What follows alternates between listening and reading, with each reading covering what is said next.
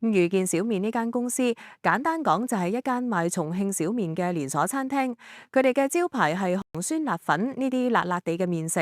佢哋喺內地有超過400間分店，舊年開始殺入香港，喺黃埔、旺角、荃灣等地已經開咗14間，誓要同香港嘅譚仔、米線陣爭奪食辣粉絲市場。佢哋嘅故事就係想將重慶小麵呢個地方美食，好似當年譚仔咁，打造成全國同香港都識嘅品牌。有冇潛力？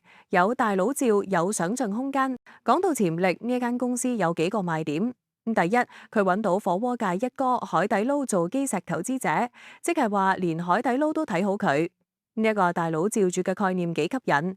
第二，佢盤數都幾靚仔，舊年賺6000幾萬人仔。今年上半年賺錢能力更加倍升，證明佢唔係淨係識燒錢擴張，而係真係有錢落袋。第三，佢計劃未來幾年每年開過100間新店，如果成功，規模就可以同其他連鎖麵店鬥過。IPO 值唔值得抽？可以拎麵粉錢細細咁玩下。至於抽唔抽得過，我覺得可以用食碗麵嘅心態去諗。首先，佢一手入場費3500蚊左右，即係大概食100碗遇見小麵嘅價錢。用呢個麵粉錢去抽一手玩下，風險有限。其次，而家孖展已經超夠9倍，即係都有唔少人睇好。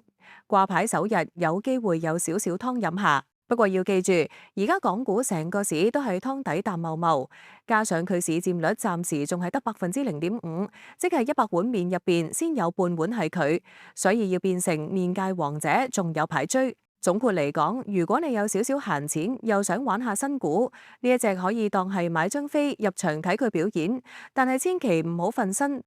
記住我哋廣東人名言：食碗麵，飲啖湯，輕鬆下就算。當你右手食住米線嘅時候，就記住用左手 subscribe 我哋嘅頻道，同埋 like 我哋條片啦。